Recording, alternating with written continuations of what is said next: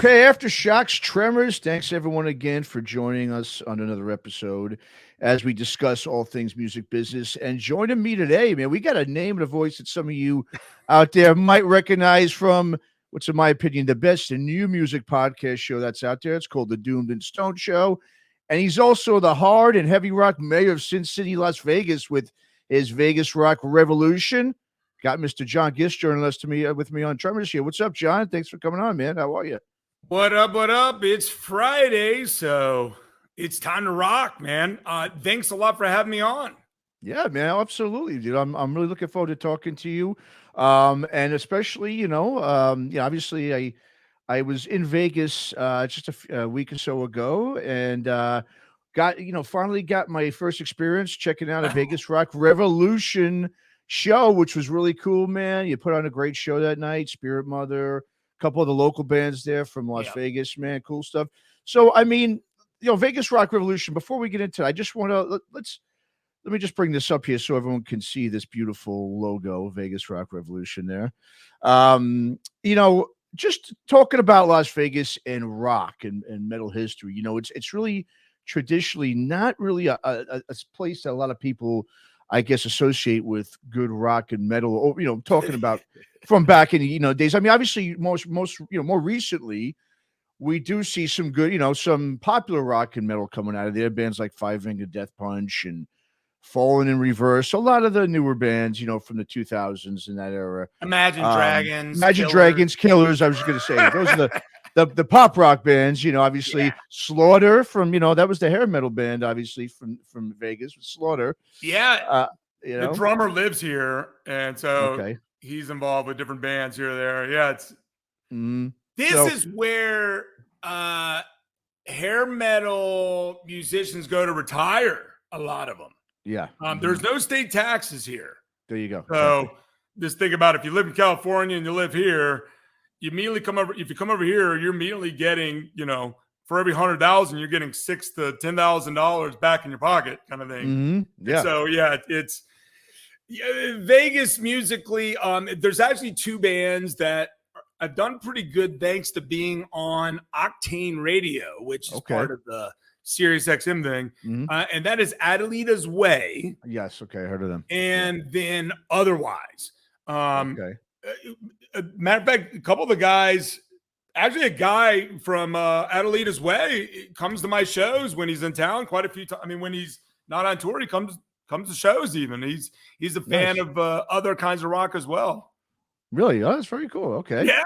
Yeah. Nice. Andrew's a cool cat. Yeah. Very cool. Yeah. Well, no, and that is, and you're right, man. That was the thing I was going to say was, obviously Vegas, it's changed so. I mean, I used to, when I lived in LA, I was going there at least, 2 or 3 times a year. And, I hadn't, this is when I went there last week, I hadn't been there it's been a while, probably about 6 years or so. Like I said, I used to have some in-laws that lived there. So we were there all the time, but I mean, it's changed so much. And a lot of it's really become sort of Hollywood in the desert now. A lot of people, like you said, a lot of musicians and just people from Hollywood retired. I mean, even got people like Eddie Trunk, I believe lives there now. He's moved there. Second home. It's a second home. Okay. He is around a lot. He's friends with some of my friends. He's friends with Stoney Curtis, who's this excellent bluesman, guitarist, musician that's in the band Counts 77. Now, for folks who don't know who the Count is, that's Danny Coker from the TV show Counting Cars on the History Channel. They've had 10 seasons. And Stoney, I've gotten to know over the years. Heck, I've even had him on radio shows as interview, but him and Eddie have definitely clicked it off, and they're out and about sometimes. And I've met Eddie a few times. The last time I met him, this will relate to to the topic you and me were talking about earlier. Last time I met him, it was in a VIP section of Counts Vamped. All right. Okay. And I was talking to a fan, a buddy of mine, and he goes, "Hey, Eddie, this fucker is a Cowboys fan?" And Eddie looked at me with disgust. And I'm great. Like, well, sorry you guys said shit taste, but I know you're from Jersey, I guess. So I'm not sure if you even recognize me. even recognize my presence next time I see him. But I'll come right up to Eddie and say to him 2-0 is what I'll do. There you if go. I see him, and he'll go, "What does that mean?" And then I'll tell him, and he probably won't talk to you the rest of the night. Well, he really won't talk to me that much, anyways. I mean, just a little bit. I'm nothing compared to the star power that Vegas has lingering around at all times. I mean, it's like literally, Paul Sortino from Rough Cut, super nice guy, even knows my name now. It's so crazy. Like, hey, John, how are you doing today? Sortino's is there. Les Warner, the drummer from like the early era of the Cult, is here. Nice. Mike Varney from Shrapnel Records. Yeah, he was at the show that night, right? Mike Varney, because I was, I was wanting to say what's up and introduce myself because he was in a documentary that I actually worked on called The Bay Area of Godfathers. That's my good buddy I was talking about before, Bob Nalbany. He was in that.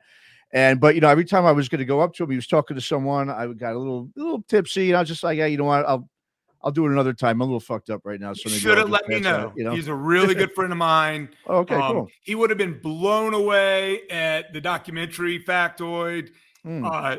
He supports all my shows if he can, if he's in town. Cool. He is such a nice guy, and he loves stoner rock. Really? Oh, very cool. Loves stoner rock. So he's not just about, because Shrapnel, obviously, that's such an obviously, legendary label. I mean, that was one of the first really metal independent labels, I think, ever. You're exactly right. That and Metal Blade came out within months of each other. Varney was a writer for, what was it, Guitar World or Guitar Magazine, one of those. And next thing you know, he did a shredder contest and literally recruited metal guitarists from around the world and created a label around it. I mean, he's the guy that brought Yngwie to the States. Yep, exactly. I mean, I love talking to Mike, whether it's on the phone, which sometimes is 1 o'clock in the morning because of weird hours, or whether it's at a bar or at that dinner with him. His stories are endless. Oh, I'm sure and Mike's the guy who doesn't drink, doesn't do drugs. He's like a monk, like a metal monk, he's just, and it's the stories are endless.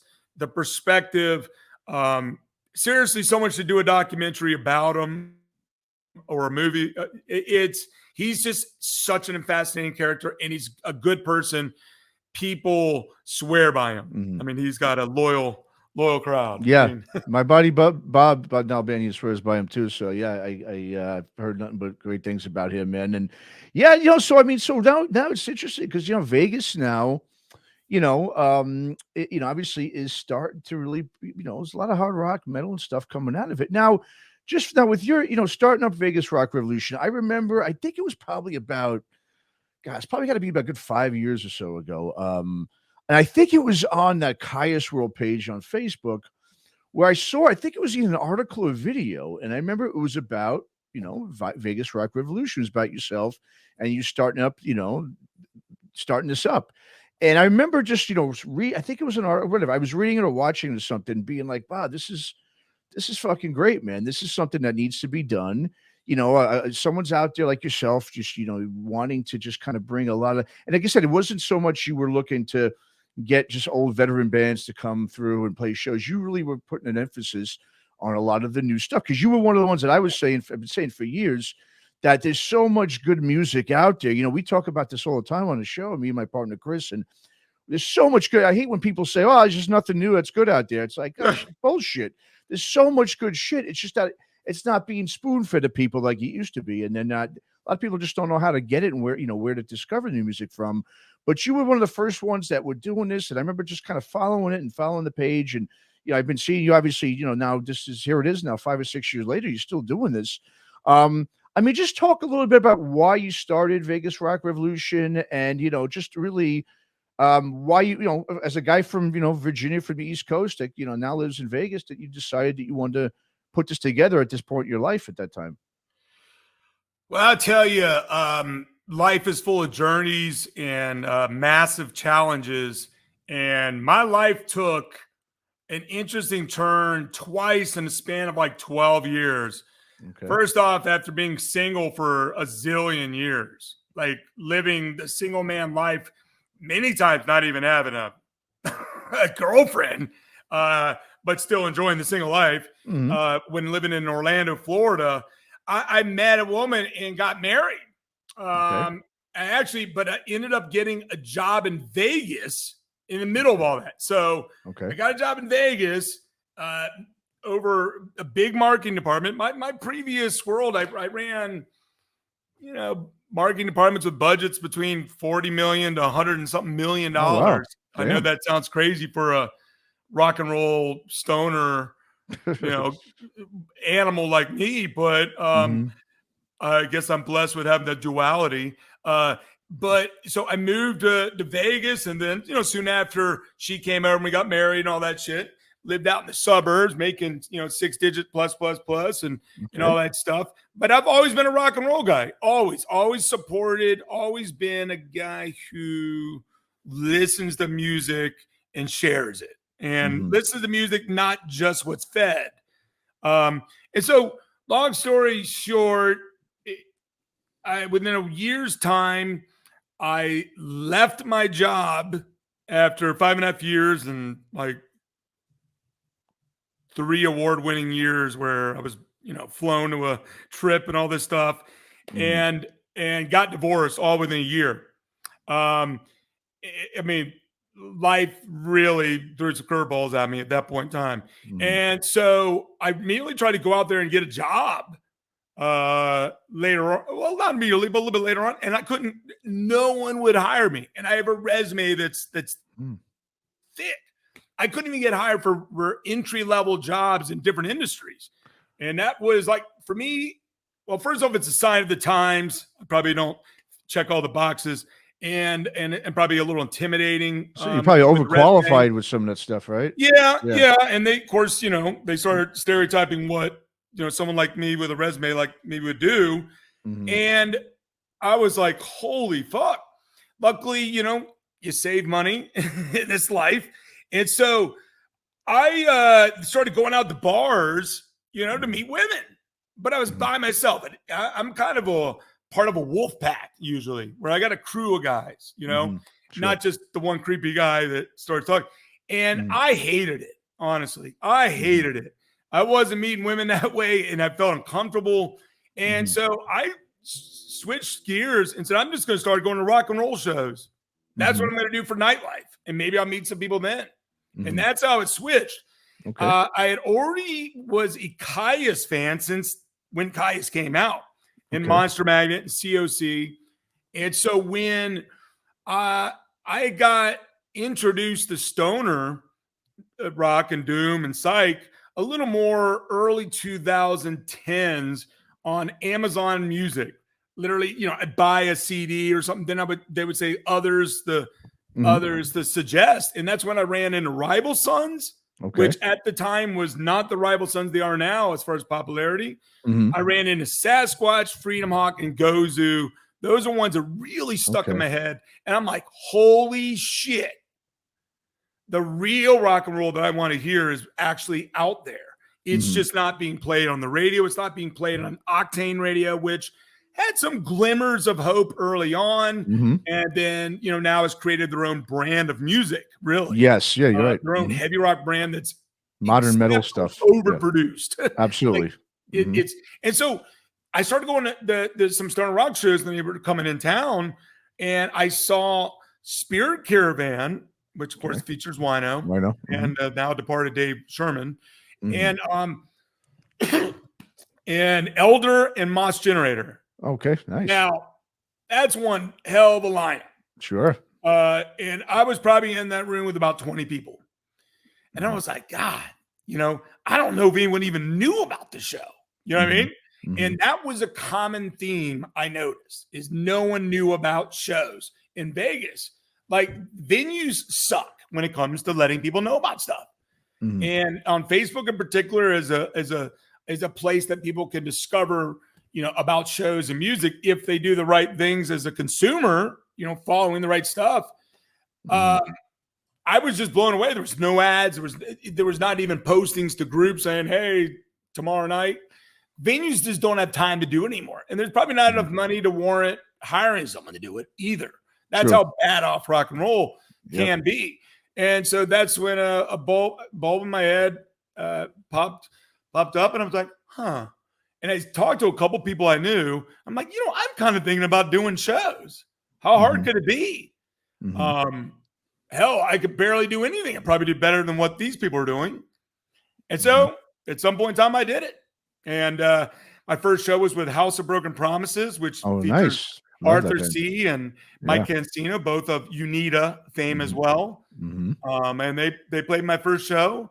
And I think my second show was like Void Vader and Salem's Band. I mean, I had Void Vader, Salem's Band, all of them really early. I was one of the first people to really pay attention to Void Vader. And just kind of went from there, man. Yeah, very cool. And then here you are. No one going to these shows. I went to Freedom Hawk with like 12 people. I mean, it was like, this is one of the best bands in the world. And no one, and it's just venues didn't do it. So I lost a shit ton of money in those first couple of years doing shit. Just learning. Okay. I mean, no one knew me. No one knew what the fuck. And here, we do not have a large underground stoner rock, psych, doom fan base. We didn't. You didn't, but now a little bit more. Thanks to VRR, you've got that. Yeah. So I mean, obviously, you're, and you said you had no previous experience in the music business at all. This is your first foray into the business, correct? Right. Yeah. Okay. Now, just to get to you brought up something before about losing a shitload of money, and that's unfortunately one of a lot of reasons why we are seeing, I think, what we're seeing such a shortage of, obviously a scene, I mean, a lot of, major areas is because, promoters, like yourself, you stand to obviously lose a lot of money doing this. It's just rock is just not profitable anymore. And, it's sort of becoming I had a discussion with this the other day with my buddy. It's becoming, obviously it's not a fashionable thing as it once was for younger kids. So it's really a bunch of guys like ourselves, older guys that are really keeping it alive. I mean, obviously you've got a lot of young bands. I mean, like when I went to see the show in Vegas, it was Spirit Mother. That's a young band. Yeah. But unfortunately, I was kind of, and it's the same here in the Bay Area. I mean, I just kind of scope the room, I look around and just kind of get an idea of the demographics, in the room. And, what I see is mostly guys our age, 40s, 50s and so forth. And then you also see maybe with the younger guys, maybe they have some of their friends and, the band members or the bands that are opening and that's, or, playing. And that's really kind of it. It's really just becoming, it's a tough business to, for yourself, for instance, to not really even make money, but even just to make your money back. Yeah. I think what I mean? The goal, well, at first the goal was to make it big and I could just live on, doing shows and all that. That became a harsh reality of not a fucking chance. Ever. I did even two Planet Desert Rock weekend festivals as well. And listen, I parallel what's going on in America with rock and roll. It parallels exactly what's going on with the media and exactly what's going on with, some social things. And so rock and roll is the least amount available, to the mass populations in America than any other Western civilization, pretty much. And we've pivoted, and I shouldn't say we, the people who control the money, meaning three big labels, three big record labels. We're down to 3 labels. Like Atlantic is no longer a record label. It's underneath another record label. Yep. Which means you have one board for each of these labels. Those groups are the people controlling the destiny. Oh, yeah. Then you got 3 broadcast systems. And then you got major management companies. And so I did a little research. I did a whole day or two of research just following the money. Sure. And it's just quite apparent, those power structures went so heavy along with media into hip hop and rap. Yeah. And Exactly. it's just stopped any rock and roll growth.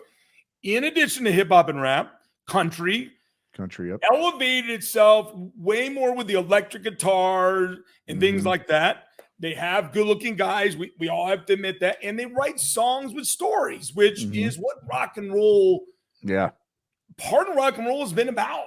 And so when you cut off all the major arteries that go into society and remove it from commercials, other than the old, hearing a fucking AC/DC song or Master of Puppets or whatever. I mean, there's not a feeding of new stuff.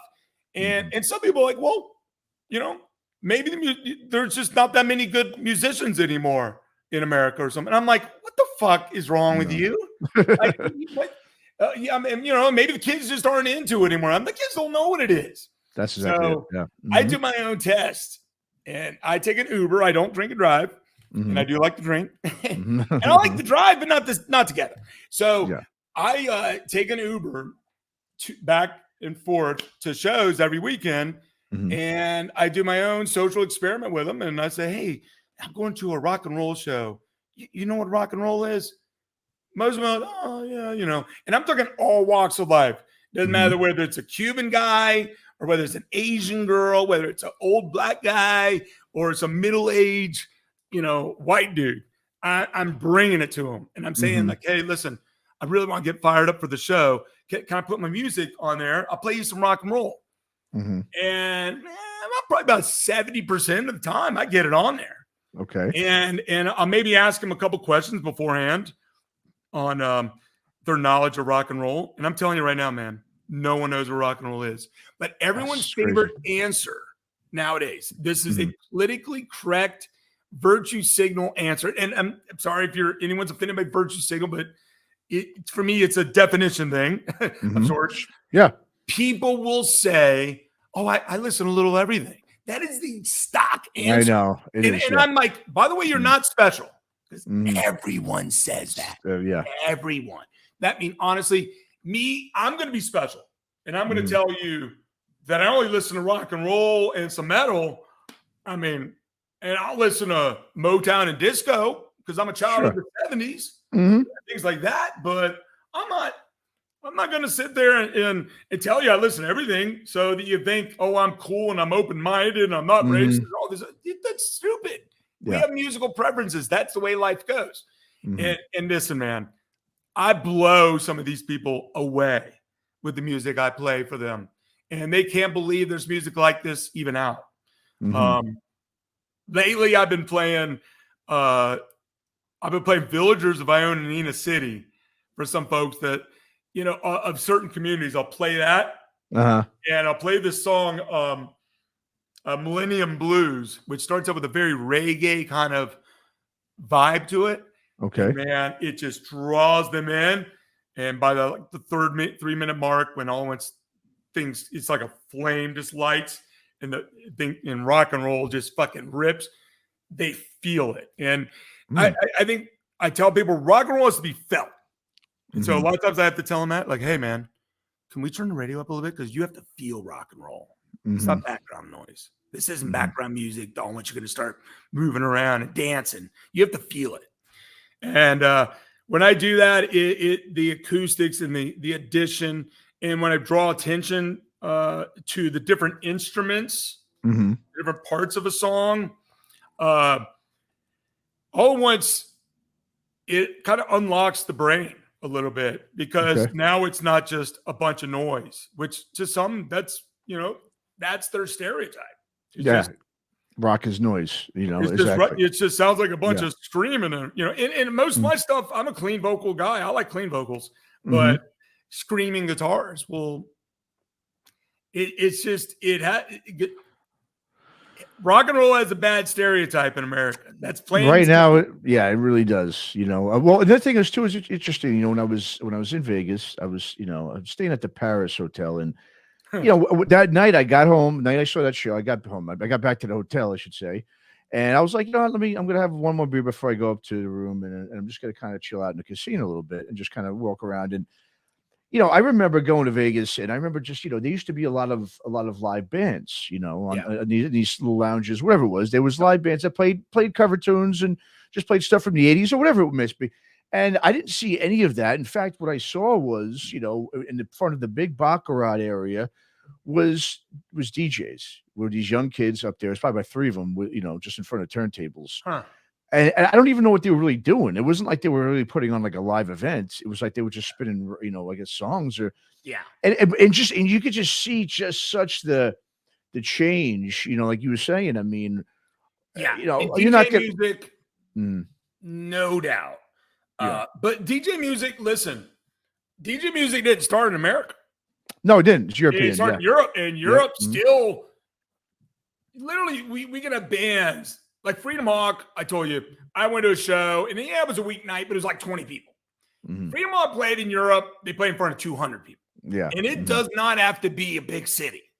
You know what I mean? Mhm. And again, it's sometimes people get agitated when I talk about the cultural tie-in that my observations and studies have done, and people get very defensive and get all weird about it. I'm like, listen, Mhm. man, it's just you got to kind of look at equations. A plus B equals C, and then look at the surroundings. We Mhm. always have to remember what's being fed. And you're Mhm. right, dude. A lot of DJs in town. They are the rock stars in They many are ways, now. and rap Yeah. stars. Mhm. But I have a ton of now friends who've played in bands, big bands from Rough Cut to Slaughter to whatever, Mhm. to just local musicians that do still play in cover bands, and you can make a living doing that. And you can be a guitarist in the Michael Jackson show, like my Sure. buddy Christian Brady is, who's the Mhm. guitarist from Hell Yeah. Oh, yeah. He, Yeah. Okay. he has a Mhm. part-time job. He's playing with the Michael Jackson production. Wow. Well, you're right, and that's the interesting thing too. It's not, if you're gonna be in a rock, like you said, yeah, you're gonna make more money being in a cover band now than you would obviously in a a new band putting out new music. And it's like, well, what would give the incentive then for these musicians to really start a new band and put in all this time and energy and work into something that's, you're gonna, like you said, you're gonna go to a city and there's gonna be 12 to 20 people there. You know what I mean? It's like, Yeah. a lot of them after a while just gotta throw their hands up and say, why am I doing this? Now, in your case too, now as a promoter, one of the things, one of the things about you that I've just noticed in general, even from talking to, bands and artists that have played, your shows and so forth, is, man, you're an anomaly for a promoter. You are very well respected. Most promoters are in the background, they hide away because, a lot of them could be shady. I mean, just the business itself is a tough business to be really Yeah. honorable or whatever, just to, for anyone to make a dime. But most promoters are not usually tend to really looked on upon as honorable people, same with labels and whatever. But you're an anomaly, man. You're someone who's very well respected. People are constantly thanking you. I mean, you see it all the time. Which to me spells two things. For one, obviously means you keep your word, and that you're paying what you tell them you're going to pay them. Yeah. And and not long ago, I remember you did put a post out saying, like, this is coming to the end of the year, and you've got to sort of maybe sit down and think about what's the future now of Vegas Rock Revolution because of Yeah. this financial pinch, man. So, I mean, for one, what is your philosophy, obviously, as a promoter? Because the fact that you are so well respected by musicians, and two, yeah, I mean, really at this point in time, I mean, what do you see, especially after the pandemic? You know what I mean? Especially after that, whatever momentum that might have been there, I'm sure has been just so crushed because of it. We're now just to get it back, even to maybe some semblance of what it was prior to that, is just going to be such a chore in itself. So, what is now the future that you can see for Vegas Rock Revolution going forward at this point? Oof.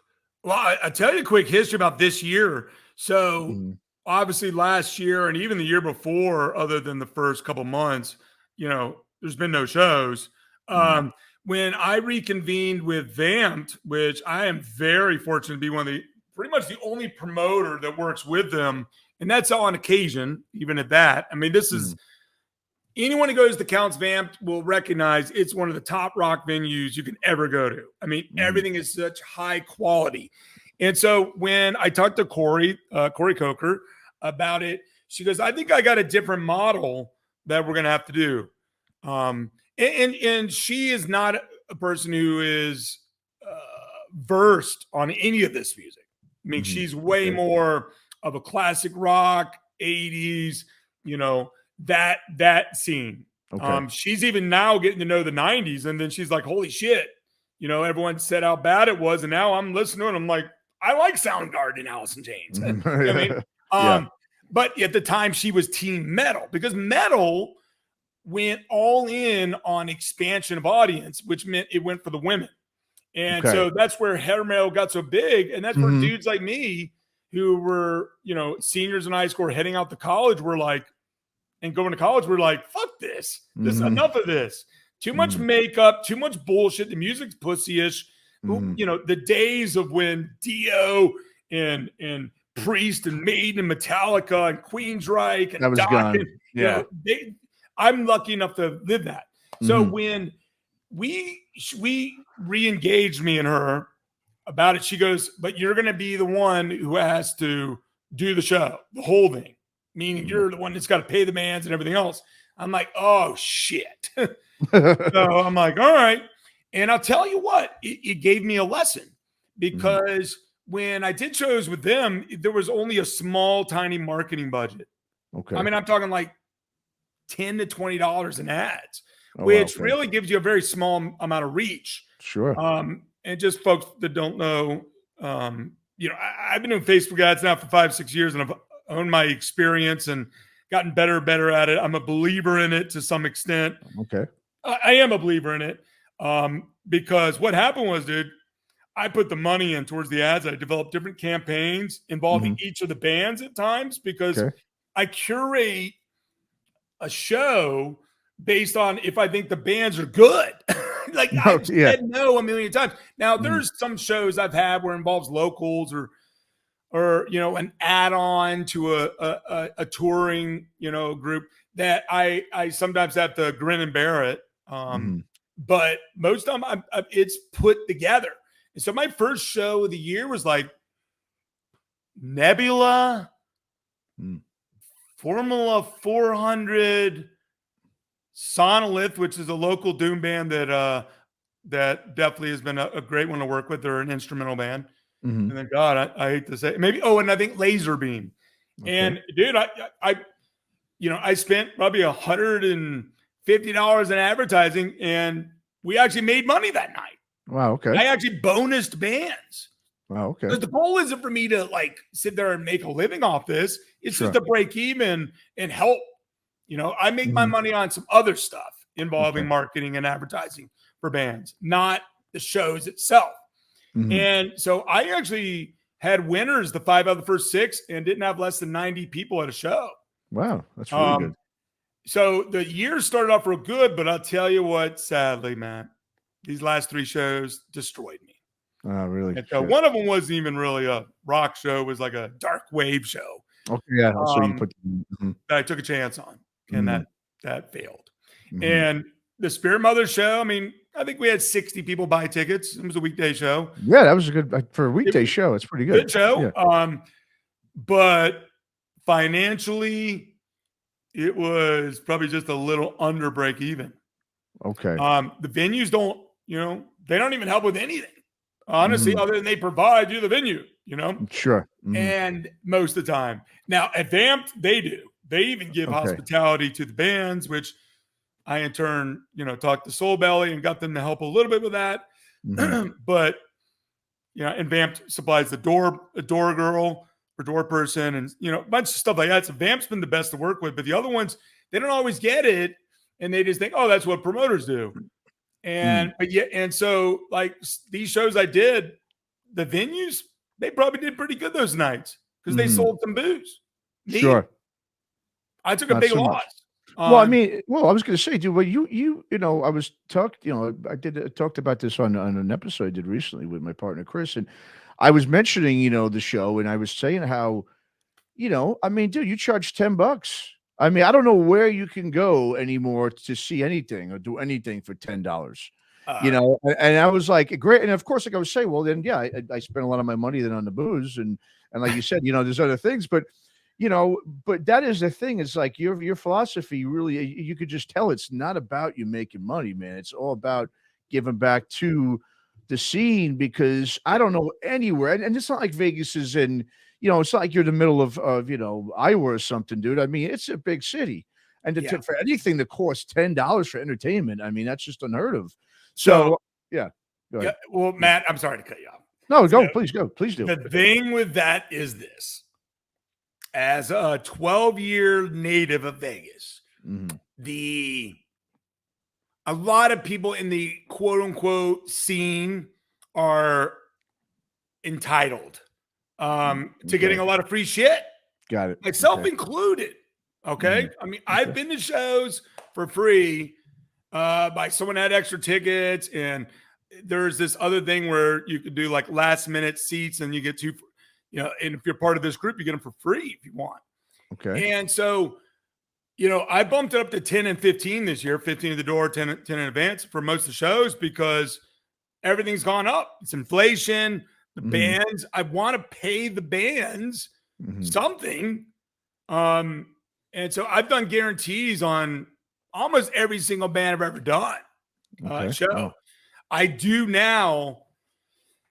I have to rethink it a little bit because Mhm. some of the touring bands and this weekday stuff, it's a loser many times. And so Mhm. I got to now probably cut back on how much I pay them Mhm. and still pay them, but then Mhm. put it where it's back end loaded so that if everything works out great, they get a little extra. Mhm. And that's not unlike what a lot of venues already do. Most do, I right? work Yeah. with tour Mhm. bookers already, and Mhm. I know I'm a guy who's been really, you know, solid on doing that. And same with Transplants Mhm. Brewing over in Oh, yeah, Palmdale. Palmdale, yeah. They're Mhm. getting killed just as well. I mean, Oh, really? Wow. bands are asking for, and there's some Jeez. bands in there, particularly their bookers, they're straight trying, they're going to kill you financially if you're Uh, not careful. mhm. And I mean, I've laughed at people at this point in time. I'm like, I Mhm. love these two bands, but Mhm. you're asking like triple what your value is in this town. There's Mhm. no value. No one even knows you. I'm Yeah. taking the chance regardless. I'm the one that has to do everything for Mhm. anyone to even know the fuck you are. Mhm. You know, I mean, I had to tell some tour booker, like, dude, there's not a fucking chance in hell, you know? Mhm. Mhm. And, you know, I've missed out on shows. I mean, I've missed out on, you know, tour stops here. And Vegas is known as one of the worst tour stops. A lot of bands skip us. Oh, really? And Okay. so that's Mhm. been a tricky part is there's a big home base of people who like to go to shows, but it is very political. Mhm. It's about their friends and the local band and got to support local, which I always feel, you know, I always have a local band on there almost every time, Sure, yeah. Mhm. but you know, it's not just a batch of 3 local bands like some would want because they just Mhm. want their crowd, you know, and that's who they're Yeah. going to support. So Mhm. it's really, really tricky. I have broadened who I try to get out to shows a little bit more through some creative ads and things like that. But what's the future? It's going to be probably less shows, which I was only doing like one a month until Mhm. this little splattering of 3 shows. Mhm. Um, and as far as the tour stop stuff, I mean, it's going to come down. I almost want to say to them, like, listen, you want to hire me to help you with the show? I can. Mhm. And I'll give you, you know, you pay me X amount of dollars just to cover all my costs. Sure, yeah. Give me an ad budget, and I'll give you the whole, you know, door or whatever. Mhm. Because I just can't. I just don't make that much money. You know, I can't afford to do this.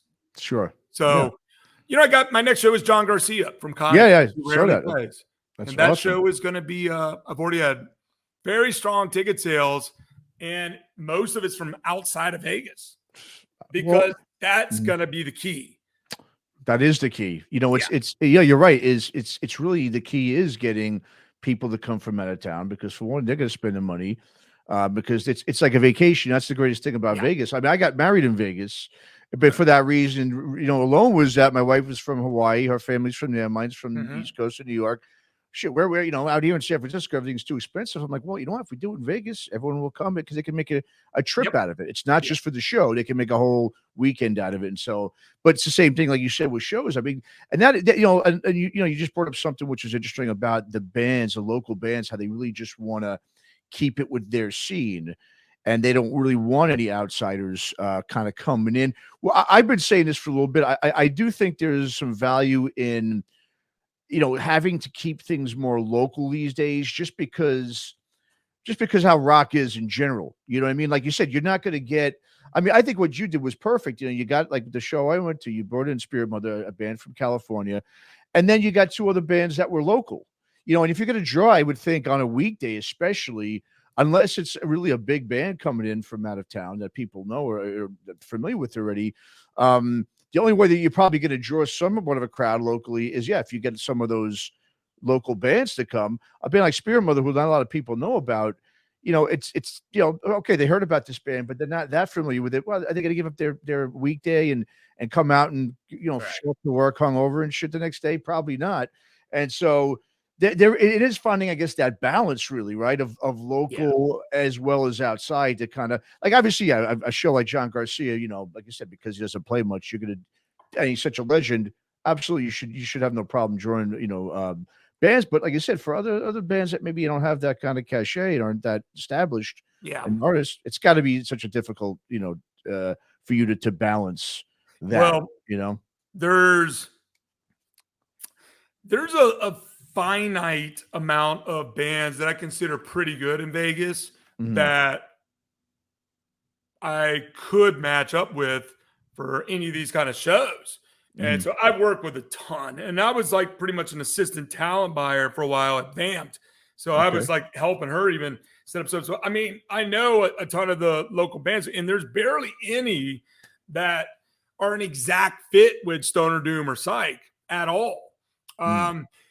And some of them don't bring a lot of people because they play a show 2 weeks later or a week and a half Mm. before, That's and true. because there is a finite amount of bands. So it Okay. is tricky. Like I did a show, it was like 5 days after I saw you, okay, Mhm.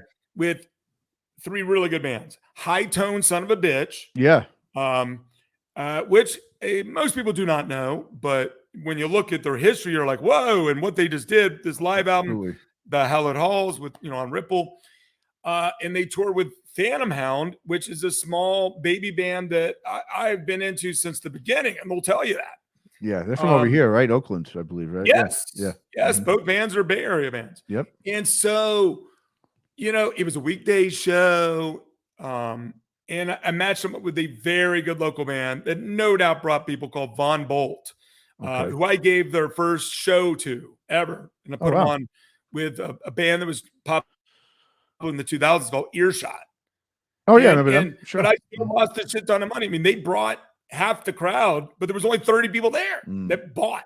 I also had about 12 comps on there. Okay. If that gives you any idea of the perspective of what Vegas is about, including the Mm. owner texting me, "Hey, can you let this guy?" And he's like an assistant to Billy Gibbons and all this. I'm like, they can't fucking pay. I'm just I sitting there like, know. they can't fucking pay $15 towards the Come scene. on.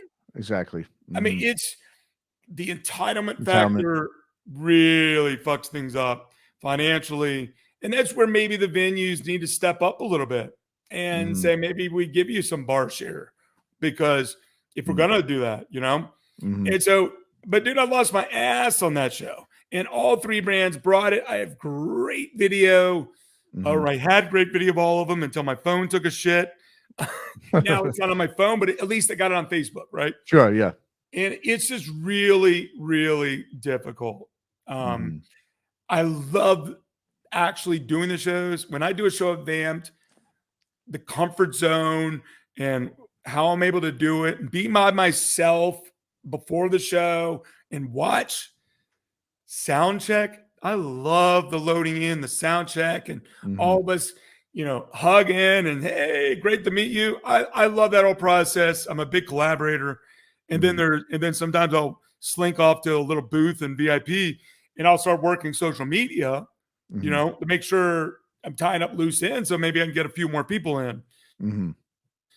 I love that part, but man, it's stressful leading up to that, and then afterwards, if you're a loser, if it's a loser, it's heartbreaking, honestly, because you put your heart soul into it, and some people are just so dismissive too. I had people tell me, "Oh yeah, I can't do weeknight shows." They go, "The last show was on a Friday," and it's because they literally, as soon as they think about my show, they think, "Oh, it's the Thursday weeknight. I can't do it. Forget it. Already got an excuse." Or, "Oh, it's Stoner Rock," which I've had that conversation with people, and they go, "Oh yeah, you do the Stoner Rock shows." They go, "Well, remember 2 words: Stoner Rock, rock." The like word rock. Yeah, exactly. What do you think Stoner Rock is? Yeah. I mean, define, what do you visualize as Stoner Rock? And I just run them around in circles until they can't help but feel stupid if they didn't already, because they've come up with a negative stereotype. And stereotypes are just a dangerous thing for people to do, and it goes in all directions. Yeah. And I'm like, listen, man, Stoner Rock, if you want me to define it, or at least my Stoner Rock, my heavy rock, it comes from the family tree of Black Sabbath to Led Zeppelin, exactly, Jimi Hendrix to Thin Lizzy, from Blue Oyster Cult to to Bad Company even. I mean, for God's sake, I mean, if Bad Company were out today, it'd be considered a fucking Stoner Rock band practically. I mean, they're writing rock and roll songs with stories. Absolutely. I mean, you know what I mean? So, and I continue it and say, and if we go a little bit further down the further up the family tree, Soundgarden, Alice in Chains, Queens of Stone Age, Caius, Mastodon, and Corrosion Conformity, Monster Mag, and I'll capture people's attention a little bit on that. Oh yeah, they had some good songs. I'm like, yeah, more than just good songs that are on the radio. Trust me. Oh yeah, a lot better. So, but yeah, the stoner thing, I like to just I stopped even kind of using it because people right away just dismiss it. I just say heavy rock now. I just say, it's a heavy rock band. Even hard rock I don't use, because some people would like, that's not really hard rock. All right, fine. I almost want to take the term hard rock back. Yeah, well, it should. Like I said, I used to hard rock now. That's what it is. Well, you're right. What is considered hard rock? It's true, man. The Winery Dogs? I know, right? Yeah. No, I know. It's that's that whole genre thing. That's a whole nother thing. I mean, you can talk about forever. But but yeah, cool. I mean, so what I want to, obviously, other than Vegas Rock Revolution, now for one, just closing up with that. I mean, I hope things, especially, I know you said you got that John Garcia show coming up. Oh yeah. That's going to be awesome. I mean, hopefully, I've tried to stay positive all the time when discussing the future of rock and everything, but it's getting more and more difficult. Like I said, when I saw what I saw in Vegas, when I went to your show, it's very similar to what we're seeing here, and I've seen down in LA and San Diego, whatever it is. I think it's just across the board. But yes, I really try to be positive, but it is tough.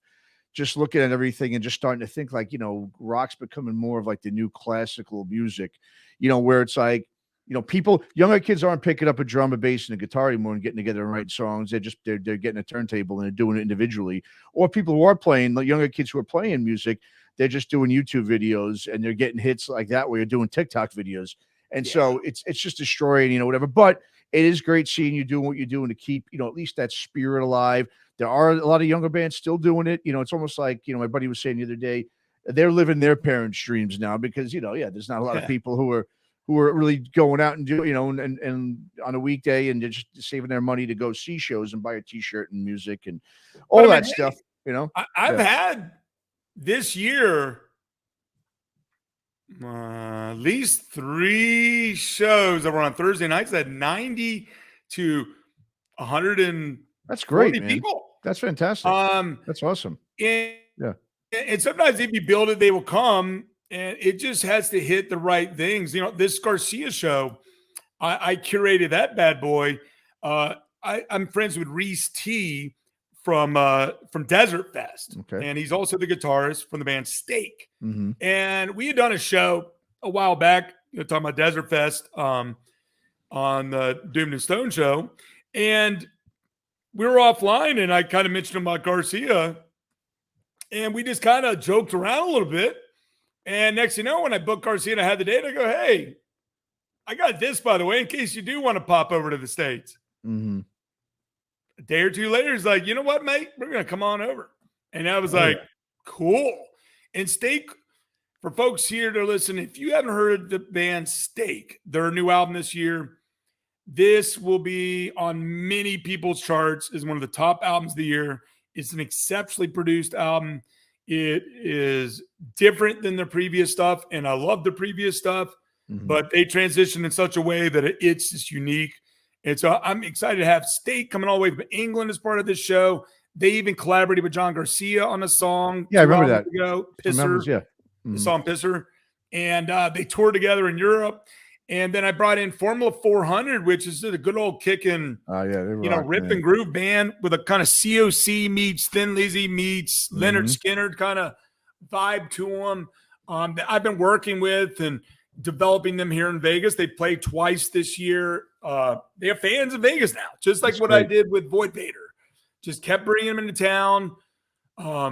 Kept showing pictures of Lucas with his shirt off, because sex sells, man. Girls like good looking, Sure. The good look. I mean, I'm shameless when it comes to looks and when it comes to marketing. I mean, I marketed Spirit Mother with pictures of the violinist, probably more than Armand, much to his chagrin, because he's a pretty boy himself. Hell, I probably should have done more with him. Anyway, and Formula 400 is gonna shock people because they just have this 2-guitar approach with 2 guys who sing, write, and play guitar. And they used to look the same. They used to have like the same haircut, and they're like the same height. It's kind of funny. Now they're a little different. And Dan and Ian are just super solid. Their debut is just unbelievable. So I champion those folks. And not announced, but I'll tell you guys.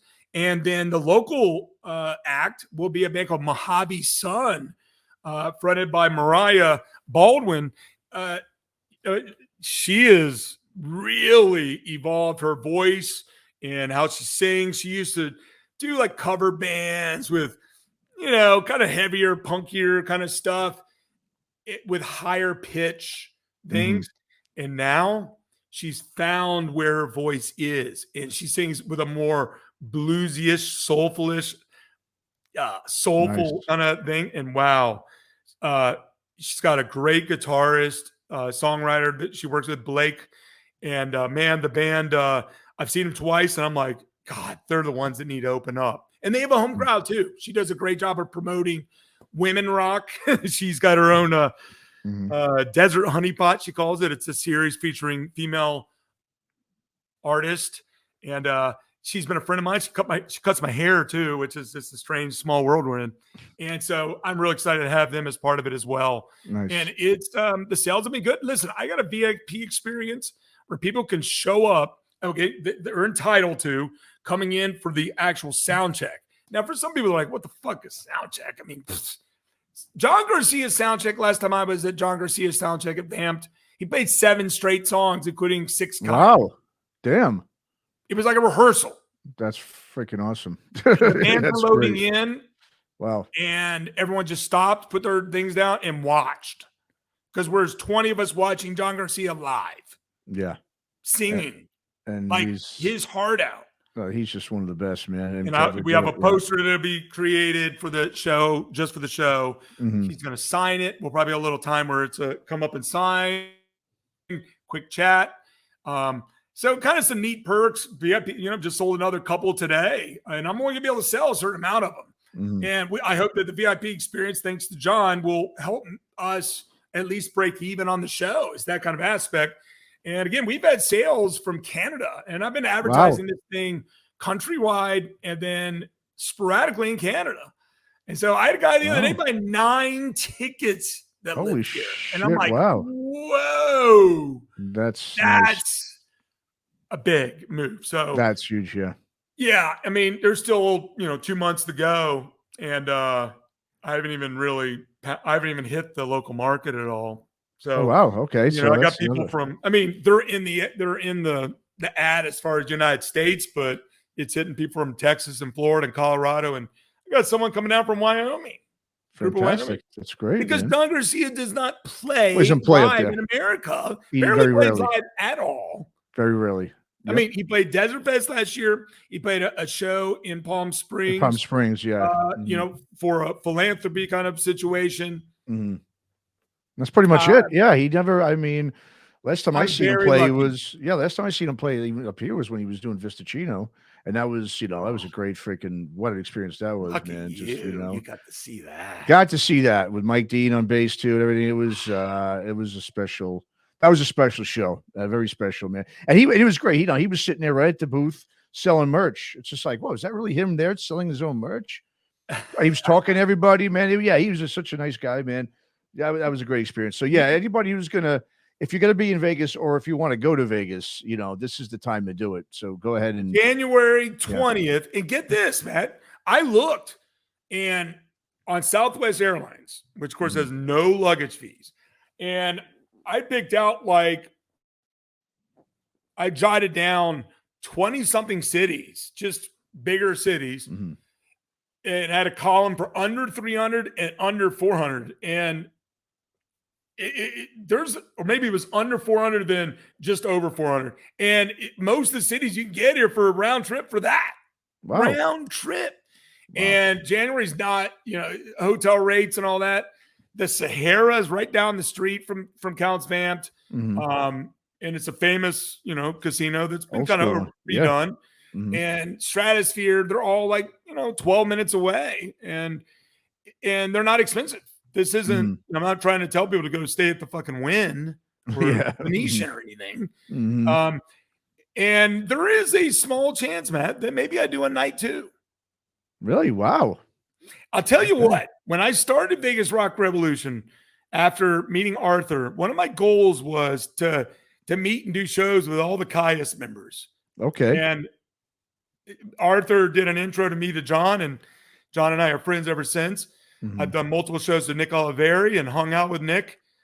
What a fucking wild man he is, but I love him. I've done shows with Alfredo Hernandez, where he was in the band Whiskey and Knives, and he was also in a band called Avon, which is named after Queen's Stone Age song. Alfredo's a great guy. And I've done multiple shows with Brant. Okay. I've met Scott Reeder once at a Fireball Ministries show with Red Fang. Okay. And of course, who I've not met is Josh.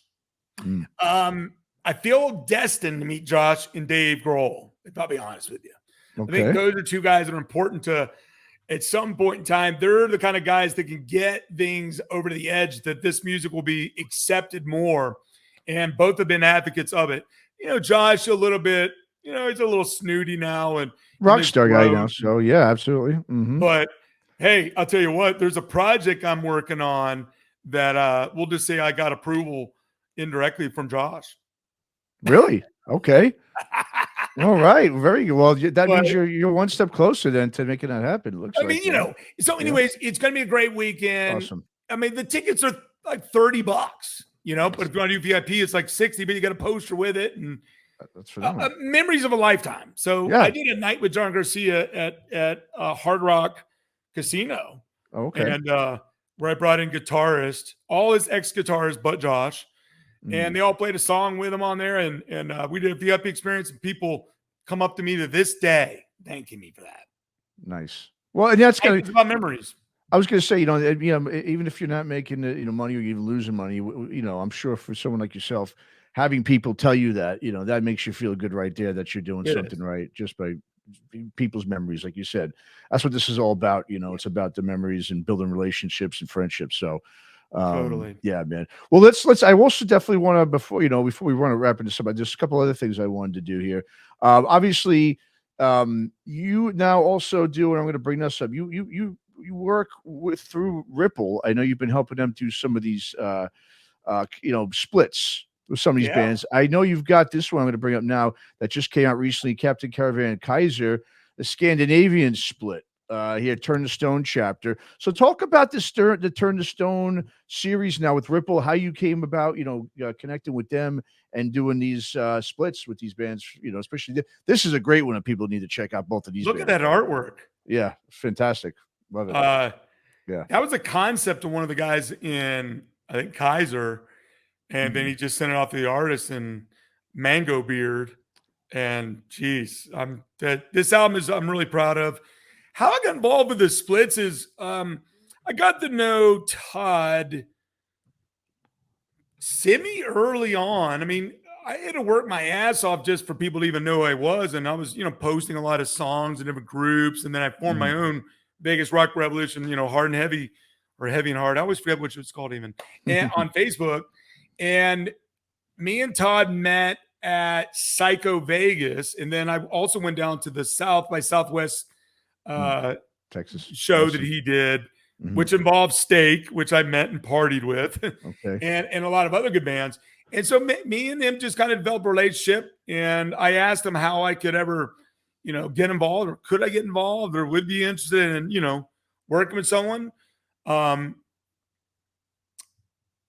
just started sending, I think me and him had a great conversation one time. He's like, hey, you ever got an idea or a concept for a split? You let me know.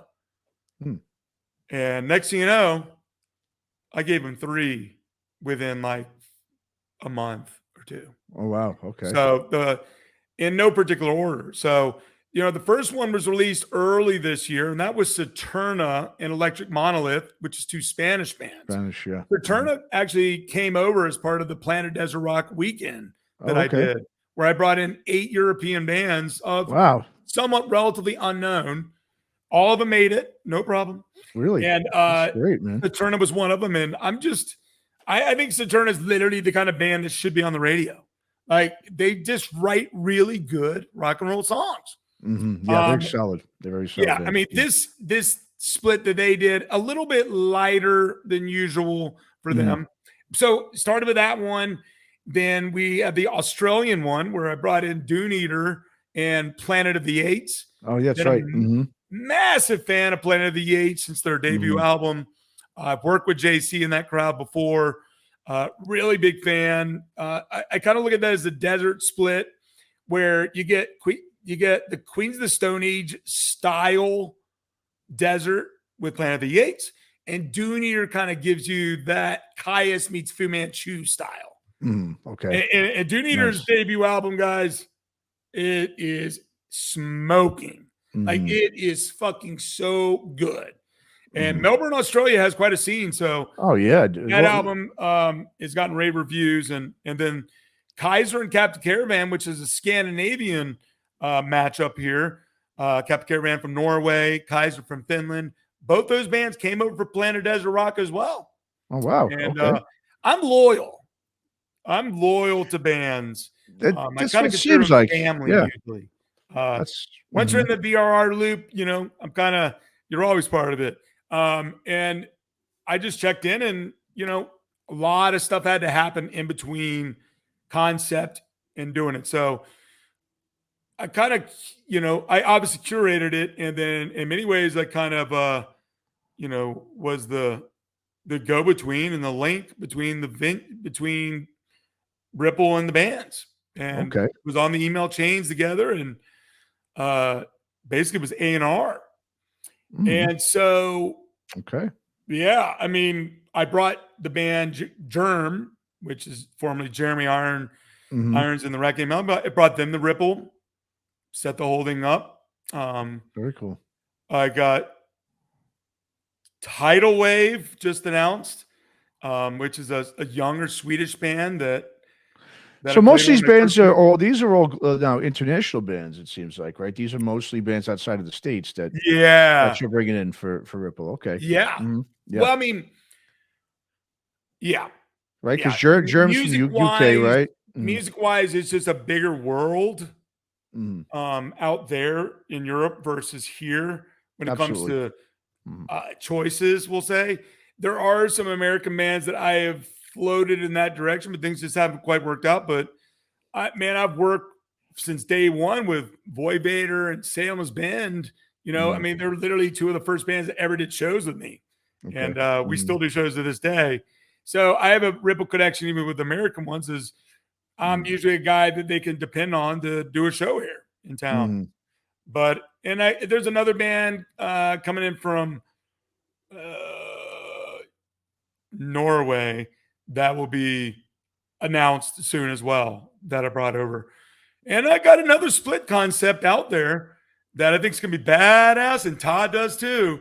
Mm-hmm. And we just got to wait for one of the bands to finish up recording their album before they start working on new material or pick what material they'll shift over for the split. So, Wow. you know, Very cool. I'm very fortunate that people respect my taste. Some people, because like in Vegas, some people don't at all. Mm-hmm. Again, stereotype me. You know, I won't let their band play my show. You know, I pick someone else instead of them, and they're all fucking got a hard on for me now. I mean, you know, it's a dirty business, and yeah, I had multiple people go against me early on as well. Really? Like, Wow, oh, he's not for local bands. Because, you know, I was making a big deal about bands that no one knew coming in town. Dude, it's the music business, man. I've chosen with all this stuff. But and it's not easy. And every once in a while I have to come to a reckoning, like, you know, I still got to pay the bills at the same time. Yeah, man. The tricky part of the whole thing, but my life experiences at this point, you know, at age 53, it's you just don't know when your last day is going to be. You know, true. I mean, I had COVID bad, but I didn't have to go to the hospital, but I had time to reflect. You know, when you're just sitting there in utter pain. You know? Yeah, no doubt. It's one of those things, Matt. I don't know. Yeah. Well, I mean, you said promoter, A&R. Now, of course, the other, you know, thing that you do very well is the Doomed and Stone show, as I mentioned earlier today. The podcast, it's been around for a long time. You've been now with the guys, with Billy and Bucky now for a couple of years, right? You started a handful of years ago. You said about 2-3 years ago? 2020. Okay. So, right pretty much during when COVID outbreak started. Okay. And Billy hit me up, and I was like, cool. And he dug it. I think it gave him some revitalization of sorts. And we've continued this day. Now, Bucky really isn't part of the show other than the Doom Chart special. Okay. So, which lately has been the only shows we've been doing practically, but there is another one in the can that will be out probably on Monday. That will be just me and Billy again. Okay. But I feel lucky to be matched up with Billy, you know, with a show that already has recognition. He's done so much for the community. Yeah. In so many ways. And me and Billy are so different. Well, you've got, as I was telling you before the show, yeah, obviously, you know, you know, which I think is what's great for a show and which makes you guys really good together is because, you know, obviously he guides the show. He's more mellow, laid back, and you bring, you know, that the contrast to that. You bring that energy, and I think just between the two of you and your knowledge of the music, especially because it's new music. You know, the purpose of the show for everyone out there, if they haven't checked out the Dune and Stone show, is promoting these new bands. Like you said, you did a lot of the Dune chart stuff. Obviously, the Doom charts, something I'm involved with now too as well, contributing to that. And you know, it's for people who, even if you're not really into, you know, if you, like you were saying earlier, we were talking about stoner rock, you know, and a lot of people don't even really know about a stoner and doom scene, or just, you know, they when they think of metal, they just refer to, like you said, Octane. You know, they're looking at the modern metal stuff, but there's so many people, especially from anyone who enjoys, like you said, that 90s, you know, the grunge stuff and just the heavy rock stuff that came. I mean, this is really what, you know, doom and stoner is all about. If you like Sabbath, you like the classic stuff, Zeppelin, like you were talking about before, bands, you know, it's just spanned such like a Oyster Cult, you know, and Lizzie. Exactly. I mean, it's the more organic side of rock and roll. Not always, because some bands use effects and all that stuff, but it's the unchosen. And people think in their mind, and I've had this argument with people that are pretty smart otherwise, and they're like, oh no, the market figures it out always, you know. Mhm. You know, of course, if it's good, the labels will go. And I'm like, That's just no, because the bullshit. labels care Yeah, about this, this, and this. I mean, exactly. bottom line is the labels still care way too much about how young a band is and their look. Mhm. Yep. Now, listen, you know, I'm not one to go put a bunch of ogres on stage. I get it, but I'm not going to discriminate against age or how they look. If the music's good, who gives a Who gives fuck? a shit? And Exactly. that's Mhm. people have to re-examine in their mind why that matters so much, you know. Mhm. But there is just some key animal instincts when it comes to this stuff, and the ladies definitely, you know, we have some amazing ladies in our Oh, yeah. scene that Absolutely. are like the unicorns. They Mhm. don't give a fuck about, you know, the stereotypical stuff of Mhm. swooning over the front man and all that. But they're unicorns, and Mhm. God bless them. And I get ladies coming to my shows, uh, decent, better percentage than maybe than others will say. Okay. But yeah, the demographic is still very locked in. You know, it's primarily mid 30s, the mid 50s, white and Hispanic. I mean, Mhm. that's who supports the scene now as a majority. But you go to my shows, I got a friend of mine, a black girl named Ingrid that goes to all my shows. Mhm. I've had a trans something. I don't know which one because I haven't checked the parts. You know what I mean? That goes to shows. I've got Asian Mhm. goes, you know.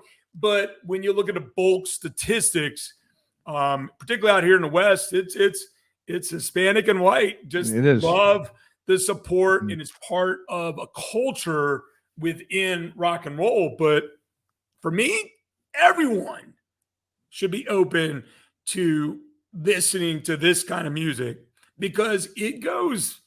I mean, dude, it's just we go from such extremes, and so Stone.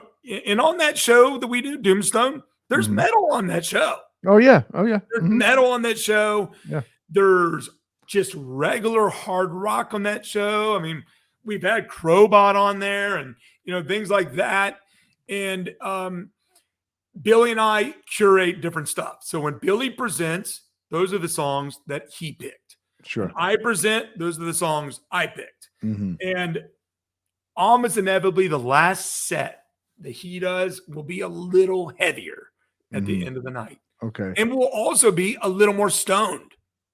Well, it Serious. makes sense. Makes sense. Doomed We and stoned, love, you well, I know? mean, we've already picked the stuff, but Sure. if anyone listens to the show and actually listens to our stuff is random shit comes out of probably more my mouth than anything. Uh yeah, I mean, I'm usually, you know, smoking a little bit along the way. Yeah, sure. And some people just get a good laugh and a laugh out of it along the way. And we bring up, you know, tour announcements and happenings as well. And I really enjoyed it. It's been a godsend through these dark times. Mhm. Yeah. And so how now, just from what I've noticed, it's like, what is it, about every couple of weeks you guys put out a new episode? It Is should there be a every week, but okay, you know, health issues and timing have been tough sure. of late. Mhm. We're getting a little more on target now. Um, there was a couple months where we did one show. You Mhm. know, Mhm. Billy has certainly had some health issues post COVID. Mhm. Um, I probably, you know, have certainly suffered some at times, but you know, and life gets busy. But man, when it's time to do the show, both of us feel better. Mhm. That's the bottom line. And smoking during it And makes you feel even more better, so, yeah, I you mean, know? I'm Yeah. talking like a vape pen. Yeah, yeah. He's done tinctures or whatever the fuck, Okay. whatever. I don't even know what that is. I don't think. You know, I think he explained to me, and I'm just like, I don't even know what a tincture is. You know, something he puts in something. Yeah. But Mhm. you know, it's just a show that we're very blessed to have great feedback. We're on all major platforms. Um, we get last I checked with him, we get weekly at least 1,000 plus people on just one platform playing the Mhm. show. And it doesn't mean just that show. People are listening to back episodes and working their Mm. way up. at the same time, it's, these are 3-hour shows, Sure. 2-hour shows. But if you use Spotify, it's ridiculously simple. Like Mhm. it's literally, you know what I mean? You could just stop, and when you go back into Spotify later on, it's sitting there, Sitting there, yeah. Well, And if yeah, you really yeah. don't want to hear us talk, then forward. Yeah. Well, no, and like I said, it's perfect. I love it because yeah, I got about a half hour to work back and forth, and so for me, Right. well, it fills up most of that week just going back and forth at those 3 hours. It's Cool. perfect. It's a great, yeah. So everybody, Doomed and Stone show, check it out. And like I said, the main thing, what's great about it to me, is it's new music and bands, but it's also bands that I mean, like some of these bands you guys put on there from from outside of the country too. I mean, for some of these bands are phenomenal, and they've been around for years. I've never heard of them, and then it's like, well, Yeah. because I mean, how would I hear them? This is if you want to be spoon fed music, new music, well, here it is. Doomed and Stone Show is one of the best for that. Check it out. Like I said, on it's everywhere. It's on all the podcast platforms, all the streaming platforms and everything. There's no excuse for once again, new music, bands you haven't heard of before. Doomed and Stone is fantastic. So John, like I said, we're coming out hour 15 here. Let's go ahead. I just want you to sort of like recap things now in terms of what's going on. Like I said, obviously we've gotten in detail with the John Garcia show coming up for Vegas Rock Revolution. Just talked about Doomed and Stone. You're doing your stuff with Ripple. Anything else you got? I mean, you're like I said, you're a jack of all trades here with the business, man. Anything else you got? When are you gonna be in a band? When are you gonna start, singing for a band or something, fronting? Is that something you ever thought about doing or what? No, No. it's not your thing. No performance from you. Well, No. listen, I used to be able to sing as a little kid. I tell this story when I was in kindergarten. Kindergarten. Uh-oh. That we had a music teacher. Maybe it's first grade. I always get those 2 years, mixed up. They decided that they're going to have our first grade class sing in the after school thing for Christmas. Mhm. And they had every one of us sing. Like, I don't remember, maybe it was Row Row or Your Boat or something. And I mean, and I was kind of a shyer, awkward boy at that time. And I'm still awkward, at least. And so when I sang, she said, "Oh, you're in." And what the song is "Oh Tannenbaum." So we're Oh, going to sing wow. "Oh Christmas Tree" in German. Now, first off, why the fuck are we singing this in German? I don't get it. Like, I look back, I'm like, what the fuck? Like, if we sang "Oh Christmas Tree," that would have been amazing. You're fucking kindergartners. Enjoy kids singing it. But no, fucking singing German. So it's a German principle or something. Then I mean, yeah, right. Who knows what the hell was going on? Something's going on. But so I unfortunately a lot of drinking and smoking weed over the years. I've smoked pot since I was 18, casually most of the time. I mean, but I'm not a pothead, meaning I don't do it all day or any of that stuff. But I have really bad acid reflux disease. So my larynx, esophagus is charred up. But I tell you what, I sang karaoke the other night for the first time in decade plus. I was good and buzzed. I was with a girl. I dared her to sing. She says, "The way if I sing with you," she had never done it before, so it's kind of like she won't do it. And she did it. Unless you do it first, huh? And she did it. Oh, okay. Wow. And she was fucking good. So I started looking around like, oh God, I need a pair of sunglasses because it works better that way. I sang "Light My Fire." I played it like I was a drunk Jim Morrison. So, and I was very monotone, like, oh my baby. But then when it came to fire and all that, I reached down deep and people were like turning their heads like, what the fuck? Like, fire! People were like, what? I was like, damn, this kind of sounds good with a microphone here. But no, I've stood in front of people when I ran those market departments and teams, and I've done a ton of public speaking. But for whatever reason, I've decided here in Vegas not to be an MC of the show. My buddy Brian Moy is.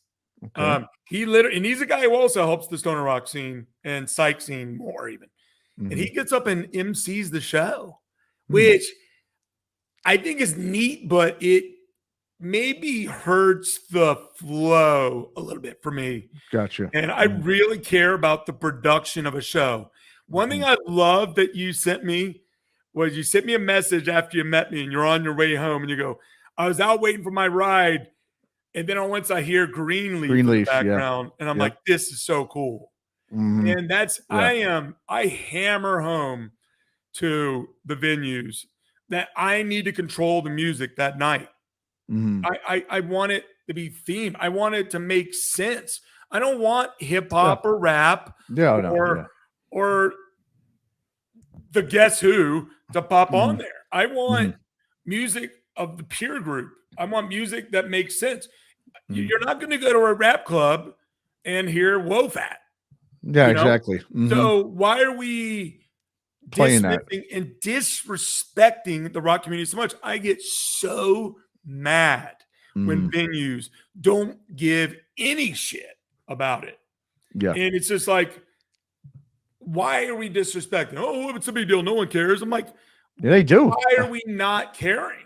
Well, I think it fits the mood. Like, you know, that night at the Spirit Mother show, you had Limousine Beach playing. I mean, these are bands that these are bands I love that not a lot of people know about. So when I'm sitting there having drinks and I'm in a live setting and in the background I'm hearing Greenleaf and I'm hearing, you know, Limousine Beach. Yeah, to me, that is just an extra added, I don't know what you would call it, but it's like, to me, that makes the experience that much more better. Thank you. You know what I mean? It really does. And that's like I love when people come up to me and they're like, hey, man, you're doing the music, right? Who was that?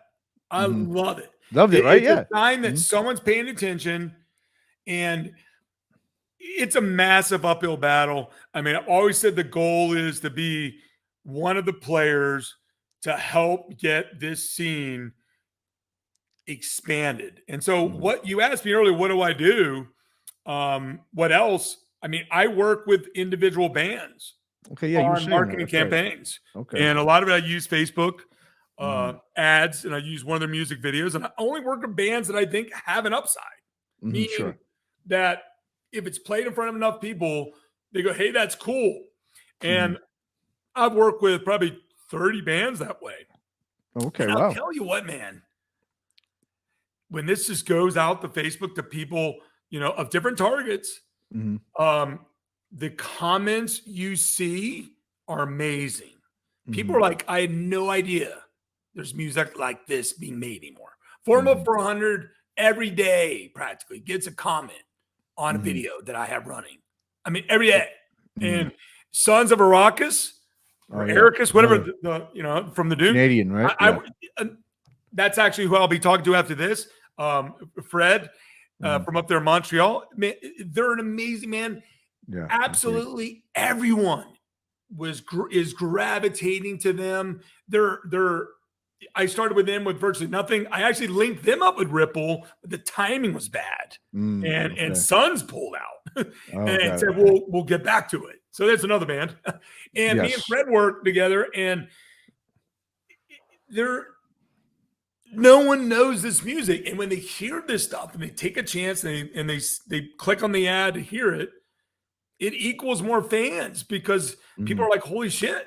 I mean, Witch Skull, people. Oh man, Witch Skull. We talk about that over themselves on Witch Skull. People can't believe, and I'm like, that's stoner metal. I mean, that's metal, but it has the stoner-esque stuff to it. But in the end, it's just good fucking heavy music, man. It's great. We you know, when I first started Aftershocks, that was one of the first bands we interviewed was Witch Skull. No way. And we had guys. It was some of the listeners I had from the classic metal show heard that, and they were just like, and they bought that record, you know, just from, you know, hearing the samples that we put on there. Because that band is freaking amazing. Yeah. No, like you said, Formula 400. I mean, that San Diego scene is fantastic. What's going on down there now with them and Mesua, and I mean, just great bands down there. I started work. Kip, here's a funny story. Kip Page from Formula 400, who's been a bassist for a long time in the scene. He was in the band Ride the Sun. Ride the Sun, that was a great band. And Kip one time introduced me to Mesua. And he goes, hey, here's a buddy's band. Check it out. See what you think. And I looked them up on Facebook and they had 30 followers. And I'm like, Jesus, this is a new band. So I listened to the album. I'm like, that's pretty fucking good. And I gravitated back to it, listened to it again. Then I listened to it on the road.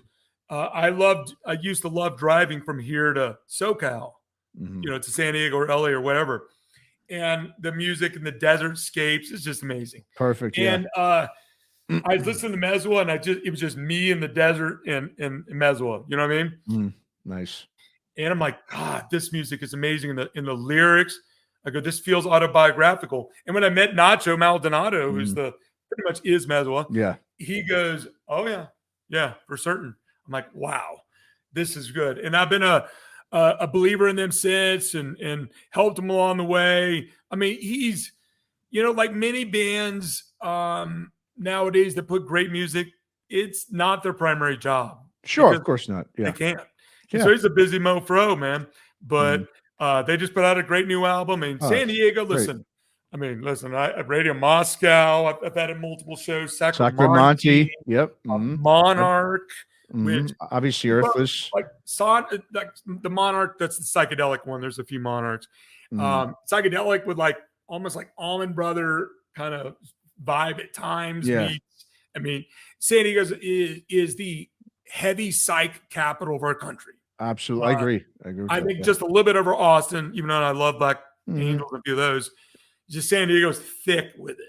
Yeah, with like Earth, it's a new band. Okay, yeah, like I've been saying, to me, San Diego, Texas, and Philadelphia has got some great bands out of there too, with Heavy Tempo and Gray Bathers and Age of Truth, High Reaper. I mean, just Age of Truth. Okay, yeah, really, really good. Yeah. And then what's the shit? Ecstatic Visions too. That's a freaking Ecstatic Vision, great psychedelic. And then the one with the girl lead singer that's super popular now. Heavy Tempo. Heavy Tempo. Another Philadelphia, but Ruby the Hatchet. Oh, Ruby the Hatchet. Yeah, I think they're Jersey, right? But same area. Another Philly. Yeah. Well, High Reaper's not Philly either. Yeah, they're technically like Delaware or some shit. But, exactly. It's across the river. They're right across the river. Exactly. Yeah. You're a Northeasterner. You know how close exactly. Right there. Exactly. Yeah. Yeah. And hey, I want to tell you, thank you for everything you're doing, man. It was so cool to meet you. Your energy was great. Your passion as well. I think you got to be thanked. I really appreciate getting to know you and seeing everything you did. I did some research on you, before doing the show, and I'm like, this is a cool cat for sure. That's just out there hustling and doing his thing and helping the scene along the way. So much appreciation to you, sir. Oh, thank you. Thanks, John. I appreciate that. Yeah, it's just, I just real quick. I think it's, and I'm not, but I think, and that's the first thing I noticed about you is I just saw the passion and why you're doing it. You can tell, like I said, you don't see promoters very rarely talked about at all. And so many people I've talked to, like I said, I got so much respect for you, for what you do. And I think it's just all of us doing our part. I think if everyone just does a little, whatever it is they do, whether it's they put a show together, where they have a little label, or they book shows locally, it all adds up. You know what I mean? Just for rock, because we've got, like, you put out a great thing on that post about the future of Vegas Rock Revolution. It's just like we've got to, it's not going to be, it's not the old days, and it's not just going to exist on its own, man. Yeah, it is dying little by little. I don't say dying. I don't want to sound all doom and gloom, but it's not what it once was, and so it's going to take bands and fans and just whatever everyone's just to do a little part and to keep this thing going, because like you said, it's we don't do it to make money. It's to do it for the love of the music and to make friendships and just create this community the way rock it once was and how it started in the beginning. That's how it was. If you go back even to to England, when Cream and those bands were coming out, when they had that British explosion in London, I mean, it started that way. It was just local bars and stuff and people playing. The next thing they took off. So it's got to kind of go back to that. And I think it's up to us as just fans and everybody and even if you're not going to do something, put together a label, so just go to the shows and support the bands. That's it. What I mean? Like, I tell people that are unfamiliar with rock, or just not really versed in what the history of rock is. And I tell people, listen, there's nothing more American than rock and roll. Yeah. It was born here, Mhm. and we've aborted it. That's Due to all totally. this Mhm. weird social things going on, and it was born here from our African Americans Yep, in the absolutely. blues, In the blues, and yep. it Mhm. has evolved. And America and the UK really pushed this thing and Absolutely. electrified it to Yep. no end. I try to tell people, like, listen, yeah, every once in a while you hear bad things when you bring up blues and stealing and all that. I'm like, listen, man, it's like, do we get pissed off at BMW even though they took the basic concept of what Ford was doing? Yeah. I Mhm. mean, just remember, things evolve over time, and it never takes away from the basis of what blues is about. But that's what the foundation, almost everything I do, it has a blues base to it, unless it's some of the psychedelic out there stuff, which I think is actually psychedelic rock is very much increasing Oh, yeah. popularity. And I think a lot of that has to do with legalization of marijuana Legalized in weed, I was parts gonna of the say. state. Yeah, exactly. And you look at Yeah. all them witches and King Oh, Buffalo yeah. just finished the Oh, tour man. where they played in Mm. front of 425 people in Vancouver, and they were playing in front of hundreds every night. Every night, And yeah. I saw King Buffalo 4 years ago here in Mhm. town, and the venue didn't do shit again. The Mhm. venue's closed now. I mean, the person who was running the venue was like a complete, like, off the rails cokehead at this point in time. She had just lost it. And Mhm. I saw King Buffalo with about 55 people, Okay. and now they're playing in front of Hundreds. hundreds of people. Yeah. And Hundreds. they made such a big difference during COVID era with their lyrical theming and the kind of the darkness of that era. Uh, it's just made a big impact. And we watched these bands like that, Elder, they just keep going up. So there's a psychedelic branch is really building out Mhm. there. And I think that's great. Crowbot has gotten bigger and bigger, and they come Oh, from our scene. And yes. I bring up Rival Sons, and I know people are like, no, Stone and Rock. I go, they're from my family.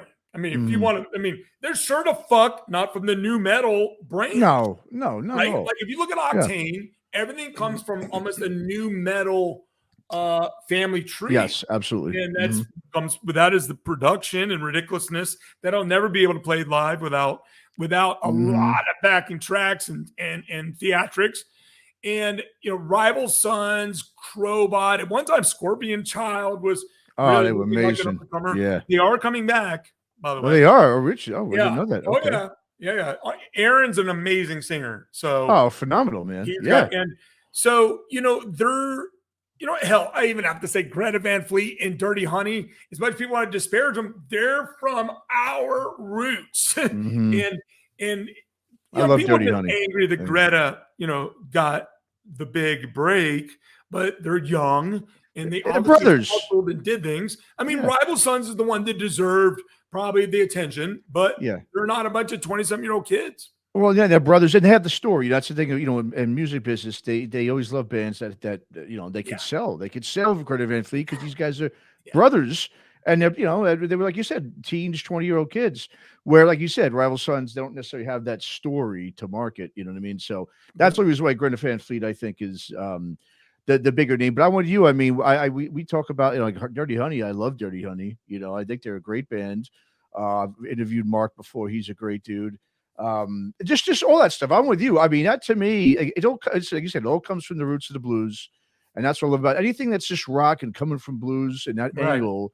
To me, I'm all about promoting and pushing because, like I said, I feel like we're at that point. We've got to go back to basics here, just as rock fans and just musicians and artists. It's just let's bring the fun back to it. That's the thing you've been doing too. You're bringing the fun back to rock, which I love to see.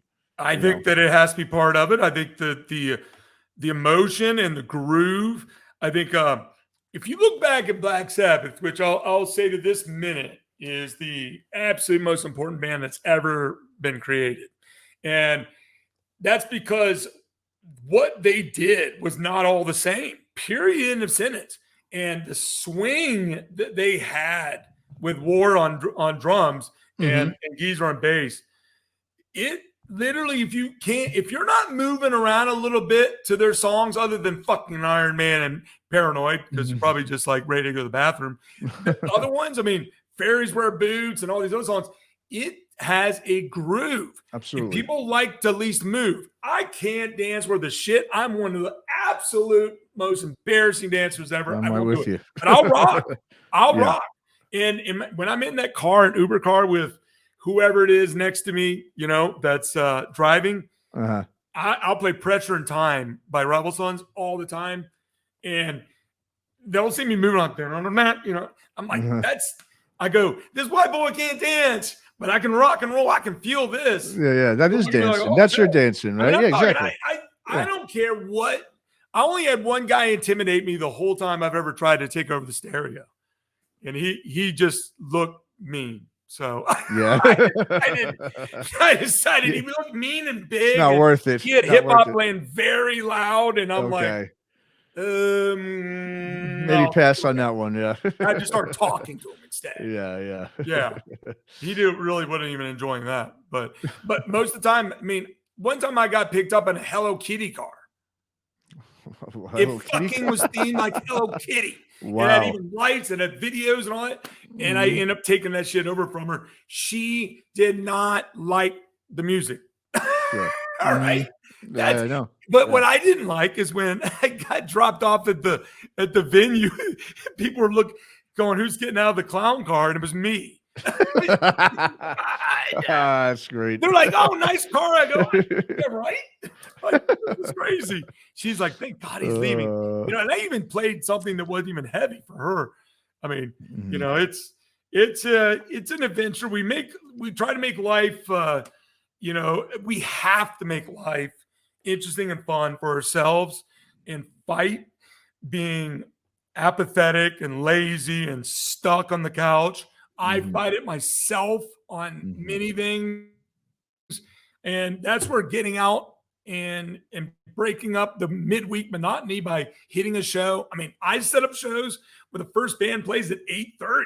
So that the last band is done, we hope by, 11:30, which I know is still late, but come on, man. I used to go still to rock show on every next day. What the fuck? Well, and yeah, no, that's a big challenge, and you're right, dude. It's about, and I've talked to people about this. It's especially with the internet now. I mean, it's just easy for people to say, nah, you know what? I'm just going to stay in. And for one, they could save money, and then they feel like, but what happens is, obviously you're not getting the real experience, obviously, with musically, if you're not going out seeing these bands live. I mean, just that's why I think what's missing. It's easy, especially if, obviously since the pandemic, people just got used to sitting home. And I think it's just like, well, I'll just they're going to live stream something. I'll just watch it on the, online, or, people have just gotten really complacent and just, I guess, I don't know if we say lazy, but whatever it is, it's just, they got so used to doing it where now it's like an arduous thing for them just to get up and go out to a venue and go see a show, where that used to be something you had to fight not to do. Now it's something people are finding having to fight to do. Big difference, obviously. So it's a challenge. That's another challenge, like, someone like yourself faces when you're trying to get people to come out to shows. Yeah. And folks, you don't need friends to go with you. No. That's exactly what I did. And I met people by doing that. And before I even knew anyone, some of these shows, I just went by myself. I remember when I went to see the Cult, they were doing an electric. This was like not, 8 years ago, something like that. They were doing an electric tour, which is one of my favorite albums ever. The Electric by Cole. Electric by Cole. And I went by myself and I made the plan. I'm like, the opening band was playing all this other shit. And I'm like, all right, I'm going to grab 2 big beers.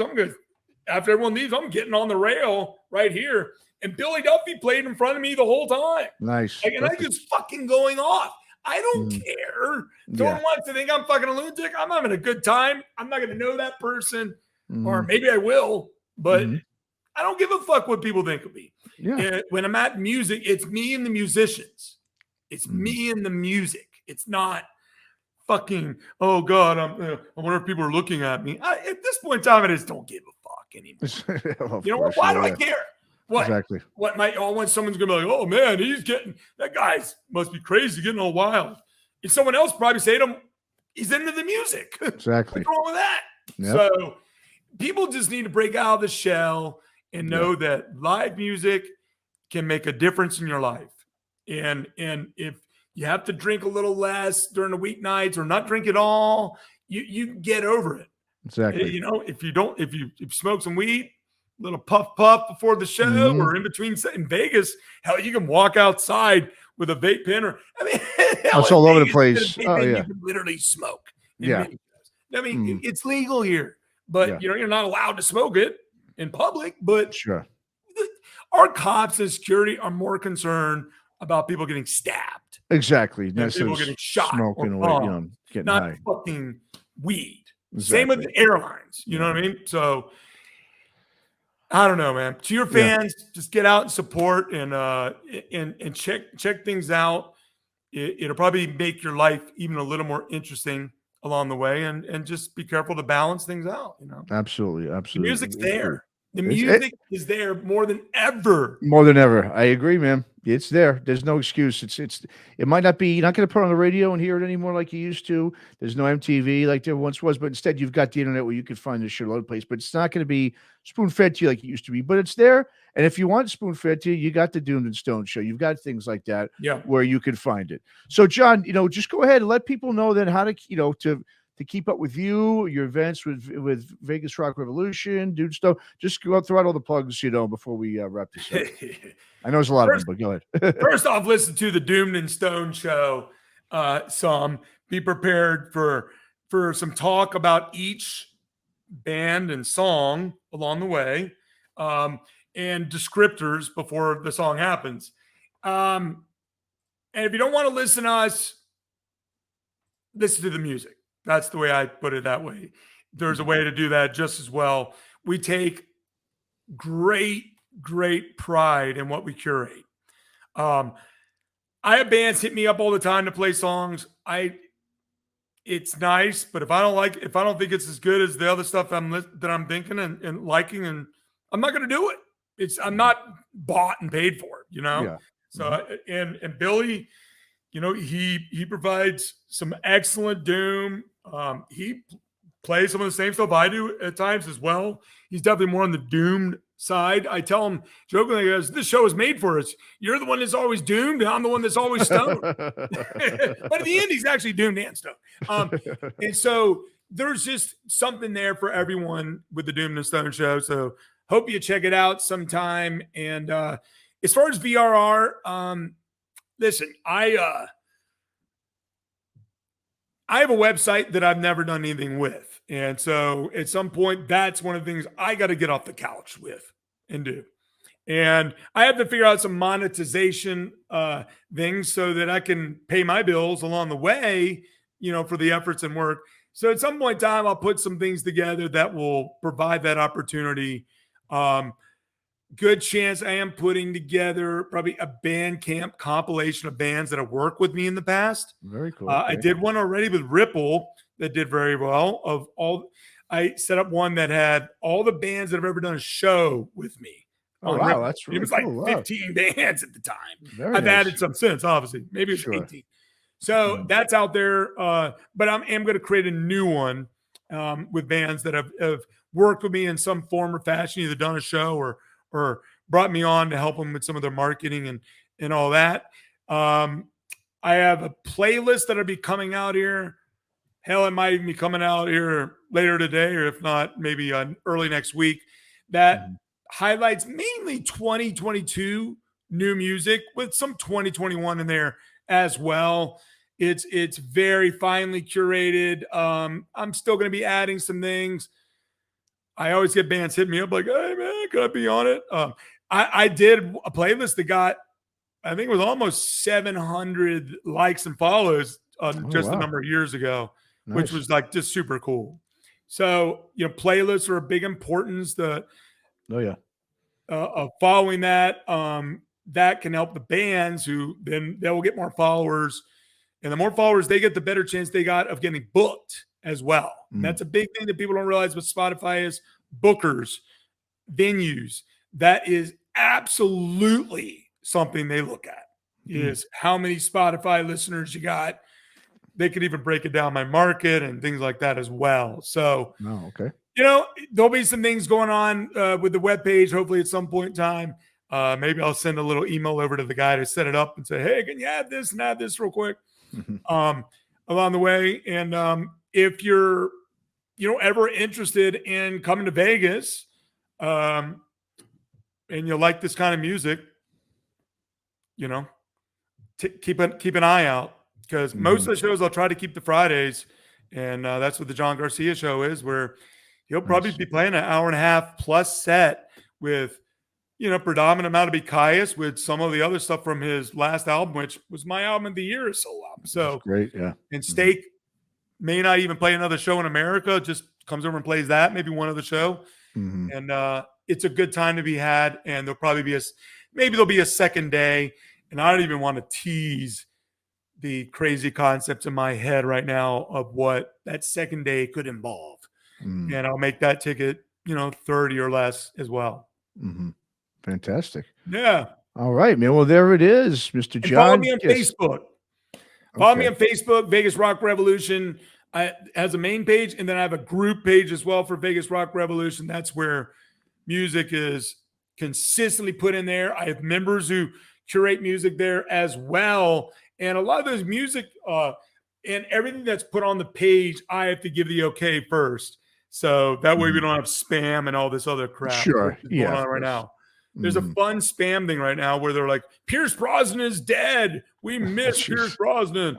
Like, rest in peace, Brosnan, they put. And it's like, Facebook's gotten a little. It's got a little nutty like that. Yeah. A little nutty with that stuff. I think I remember seeing on the Vegas Rock page, there was like, I think it was probably like a month or so ago, there was someone's putting some sort of satanic stuff up on there or something, promoting some satanic shows, or I don't know, something like that. That guy. And I just was getting a laugh out of that because, I just thought it was pretty funny. But yeah, you get all the spam, but Anton LaVey's son. Yeah, it goes the Anton LaVey thing. Exactly. Yeah. Yeah. That's Rain doing his thing. I let him post there once in a while, but hell, I try to post there every day. I'm not in for that. Yeah, sure. It's a wild world out there, Matt. It is, man. It is, man. Especially in this music world, man. It is crazy. It always has been, always will be. But once again, we're grateful for guys like yourself who are doing what they can for the seed, man. And continue to do so. So kudos to you, John. Thanks so much for coming on and talking about the show and Vegas Rock Revolution, man. And we'll definitely have to have you on again for sure to talk some more music. Anytime you want. I love talking with a cool guy like you and talking music and all this stuff. And you let me know sometime. I'll bring you a few songs and we'll look over them or something. That'd be fun. Yeah, absolutely. Something fun like that. And if I ever do get a solo show going, I'll let you know, and you'll be a guest. Absolutely. Fantastic. Thanks, bud. Really appreciate it. All right. So everyone out there, be sure, like I said, go ahead, check out the Dude and Stone Show, VegasRockRevolution.com. If you're in Vegas, check out John's shows. And John, man, once again, appreciate you coming on. Thank you very much, sir.